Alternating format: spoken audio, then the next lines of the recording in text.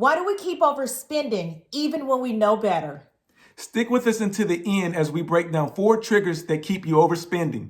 Two of our biggest overspending is groceries and restaurants.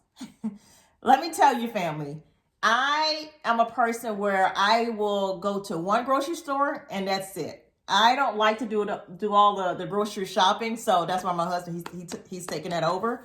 But I can recall a time where I went to the grocery store and I had my list and I had the amount of money that we were going to spend there, and I came back with 4 bags and spent $80. I know y'all can relate. It was out of our budget. And for me, I told myself that hey, we deserve this. We deserve to get these little different things at the grocery store. Let alone if Isabella comes to the grocery store and she is putting little different things in the basket. Y'all know, y'all go in for several things and your basket just increase. But it was a trigger. It was I deserve this. It was an emotional trigger for me. And I would tell you, if you think about the emotional triggers, there are 4 different emotional triggers that we really want to hone in on. The first one is stress. Like, are we stress spenders? Like, is something stressing us out where we just have to go out and spend money on things that we noted we don't need? The second piece is reward. Like, are we rewarding ourselves? And it's okay, because we rewarded ourselves when we paid off that student loan. Yes, we did. We rewarded ourselves, but it was in the budget.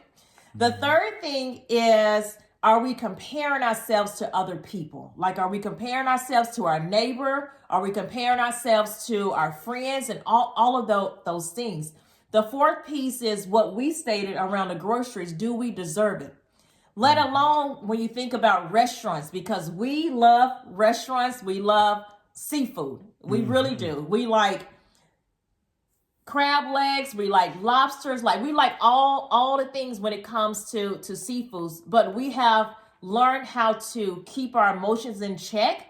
Sometimes it's hard. It really is. Like, we're here to be vulnerable and let you know it is hard, because you do want some of those things, but we've learned how to keep our emotions in check. But then also, when we think about the amount of money that we can start putting into our savings account, our emergency fund, to really protect our family and to have security.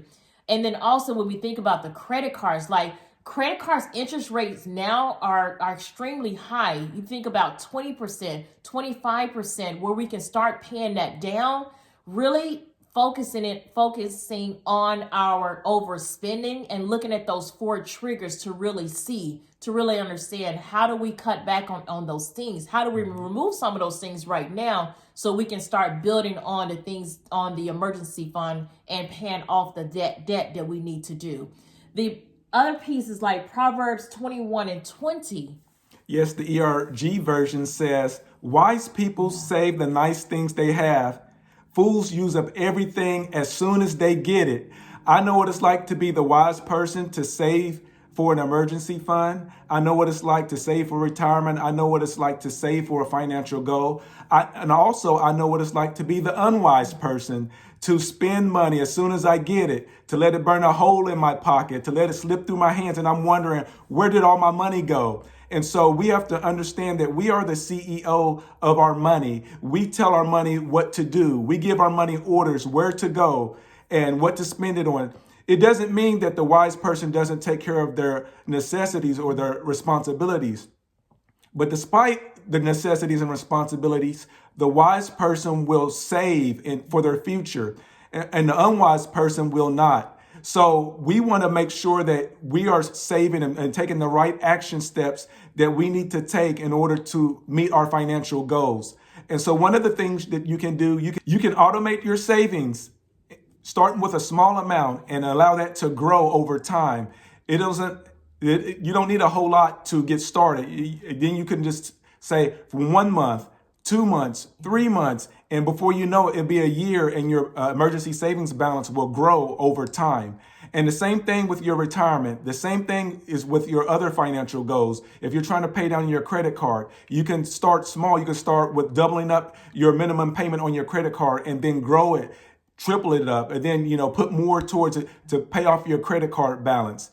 And so knowledge is power. Remember, you're the CEO of your money. You tell your money where to go. Yeah, that's good, baby. Before we started really focusing on paying off that student loan, because we talking about $80,000, but before we started really focusing on that paying off the student loan, we had to get our budget in line when it came to the different things we needed to cut, whether it was cutting out the hair, whether it was cutting out like coffee, just different things we needed to cut. But it also looking at like some of the providers we needed to change too, whether you're wanting to change your car insurance, your homeowner's insurance to get a better rate, or you wanted to change your internet provider or your cell phone provider to get a better rate, to really keep money in your pocket so you can start paying off your debt, or also saving for your emergency fund as well.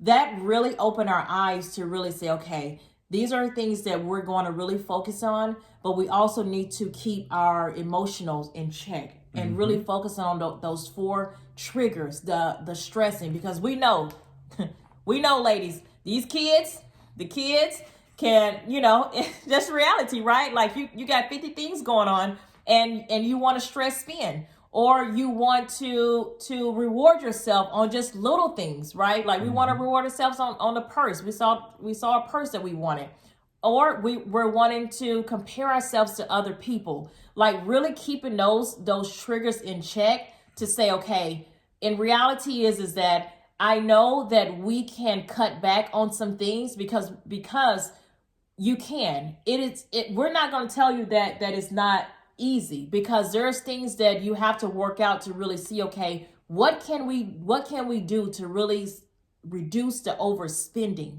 and looking at our needs versus wants to really build our emergency fund. As my husband talked about, like being able to gradually build that emergency fund, being able to gradually pay down that debt. And we would tell you, start with your vision. What is your vision for your family, so you can be able to move the dial in those areas? We give up what we want now for what we want later. And we would tell you, all of the couples out there, is if you are drowning in debt, your credit cards are high, you don't have a emergency fund, or you have $1,000 and you don't have $2,000 emergency fund, or you're living from paycheck to paycheck, really look at the amount of money that is going out, how much you're overspending on things. And when we talk about things, we're talking about hair, we're talking about getting our nails done, going out buying unnecessary shoes, electronics, all of those things, even coffee.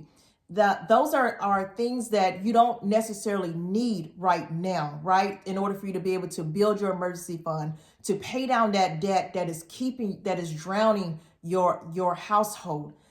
The CNBC stated, the average consumer spends $7,400 per year. They overspend. That is equivalent to $143 a week. Let's let that sink in, family.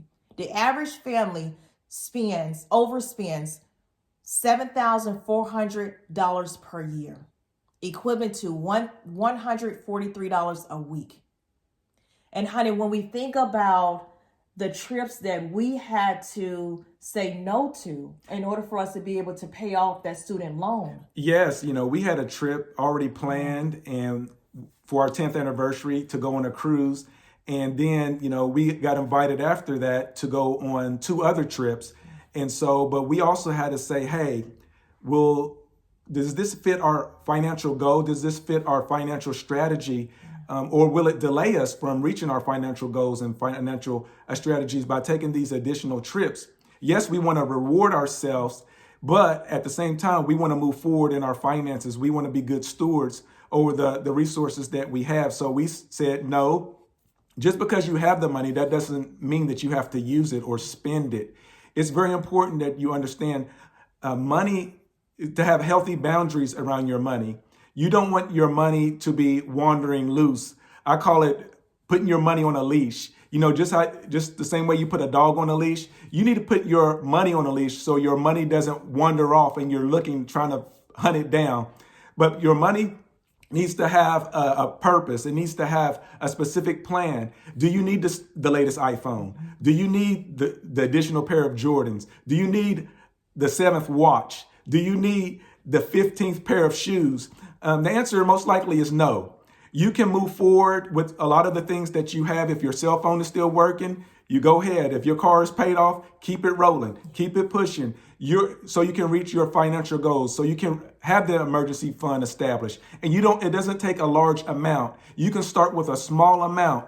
Consistent small amounts will help build up big amounts. You can start with 1 month. If you execute on 1 month, then it grows to 6 months. And then 6 months turns into a year. And then 1 year turns into another year. And you will look at your emergency saving balance. You will be like, wow, look at all this money that we've saved up. Or same thing goes for your retirement account. The same thing goes for paying down your credit card debt. You know, if you're paying more than a minimum amount, you know, just execute every month. And don't be afraid to celebrate your small wins. Every time you make a big step of progress, celebrate it. It's okay to be able to reward yourself a little bit, get a dessert or something, just showing yourself, hey, we made progress on the student loan. We made progress on the credit card. We're making progress on the emergency fund. And so with that said, you know, remember that you're the CEO of your money, and that knowledge is power, and that you tell your money where to go. Absolutely. And we would tell you is that we want to be good stewards of God's money. We really do, family. The other piece is that we pray that you truly have enjoyed our video. And we want to encourage all of the couples around the world is that take this 30-day challenge. Take this 30-day challenge and stop going out with getting your hair done, buying unnecessary clothes and those things, getting your nails done. Stop it just for 30 days. And I would tell you, you will see a difference. You will see a difference where you can move money into your emergency fund and start paying down debt.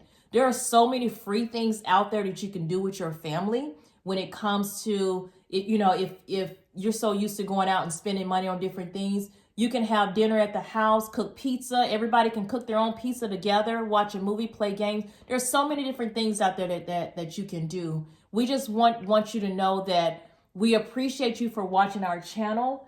We would love for you to drop a comment so that way you can tell us what you want us to go over on our next upcoming videos as well.